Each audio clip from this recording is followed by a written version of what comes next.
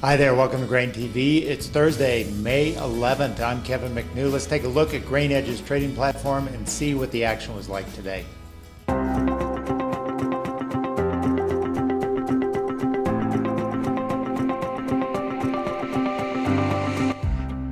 Overnight trade in the market was quiet after Wednesday's crop report.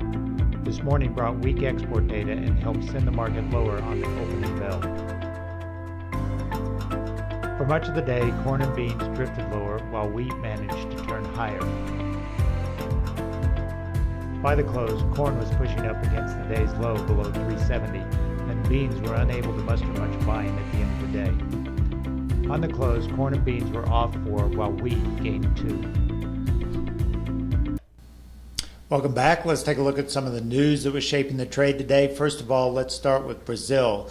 CONAB, the government forecasting agency down there, came out with another higher soybean forecast projection. They come out at 113 million metric tons, up from their previous forecast of 111, and also above USDA at 111 as well. Other things dragging down the market today was the negative export sales numbers. We'll get to those in a minute, but first, let's take a look at satellite imagery data, and in particular, what I want to focus in on is sort of the normal greenness versus where we're at today. This comes courtesy of our friends at Planalytics. They do a very good job of looking at weather and satellite imagery data, and they provided this map for us. So look at these areas that are compared to normal here. In green, the southern delta, the Texas area, excess moisture has obviously been favorable in terms of greening up those areas relative to normal. But the areas circled in red, shaded in yellow, are areas that are below normal or below greenness for this time of year. In particular, the hard-hit flooded areas of Missouri, southern Illinois, southern Indiana, those areas we're seeing below normal greenness for this time of year, even up into upper Minnesota, where it has been colder than normal in the spring season. And then the other area is the western part of Kansas and the Central Plains. You can see that area as well. That's going to be a crucial area because that's where the big heavy snowstorm hit a week and a half ago. And so traders are still waiting for some sort of guidance as to what will be the outcome for that crop. We know the Kansas crop tour was not able to effectively gauge the extent of damage. We're still sort of waiting to see if that crop will be able to bounce back. But so far, greenness images show less green in that key growing area of the hard red winter wheat belt. Let's take a look at export sales released this morning by USDA. These numbers were disastrous for corn, coming in at only 277,000 metric tons on old crop, and net cancellations on new crop. That's unheard of for this time of year, where we're actually seeing cancellations on new crop delivery. Other news, wheat was a cancellation on net for old crop. Not surprising, we're at the tail end of the marketing season for wheat, and new crop at 273.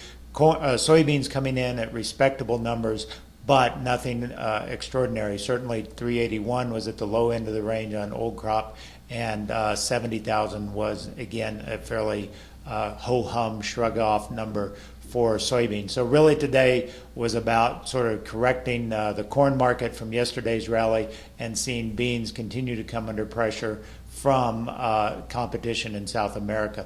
Speaking of export sales, I want to take a look at new crop sales and where we stand year to date on the new crop marketing season. In particular, we've had 3 very bad weeks of new crop business. And so as we look at where we stand new crop sales wise for corn, soybeans, and wheat, what we see are some numbers that are at best at the low end of where we've seen historically this time of year, and in the case of soybeans, worse than we've seen all the way back to 2008. I don't have those numbers on this graph for you, but if you go, you have to go all the way back to 2008 to find new crop sales at this time of year that were less than 2.8 million metric tons, which is where we're at today.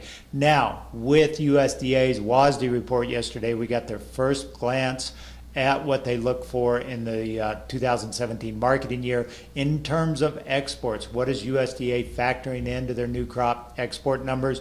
For corn and wheat, they are expecting a drop in exports year on year. In corn, a fairly substantial drop, off 300 million bushels, 16% drop, a massive drop according to USDA. Wheat, just a slight drop, 3%, going to 1 billion bushels even versus 1,025 for the current marketing year. But in soybeans, they are factoring in a 100 million bushel increase in exports. And that on the surface may seem okay, but when you look at competition from South America, we have not seen the full force of farmers selling down there, and as a result, competition has been fairly limited because they've been holding tight to their stocks.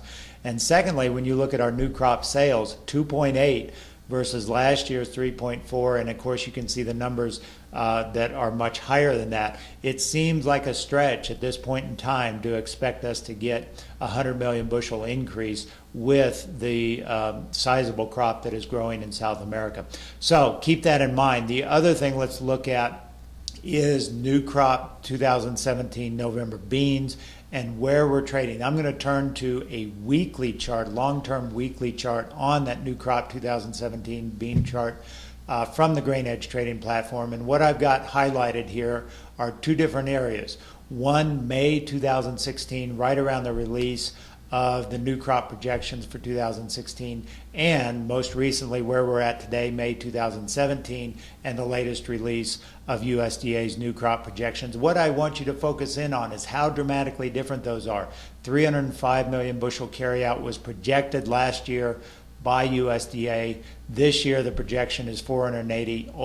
World stocks even more so, 68 last year, 88 this year. But the prices on this new crop contract 2017 beans roughly the same, roughly around 960. That's problematic, I think, and I think that's indicative that we need to see some lower prices, because 485 carryout, or 480, excuse me, US carryout is only true if we have normal yields and we have certainly a big bump up in exports of 100 million bushels. So, most traders were looking for 555 on the U.S. carryout. USDA, gave them a smaller number because of lofty export sales. So we're going to have to see those come to fruition. Otherwise, I think this market needs to keep moving lower. That's all we've got for today on Grain TV. As always, if you'd like to learn more about how we can help you lower your commission to only $7 a trade and give you valuable intelligence through our morning commentary and technical alerts, visit us online at grainhedge.com. Have a great day. We'll talk to you on Friday.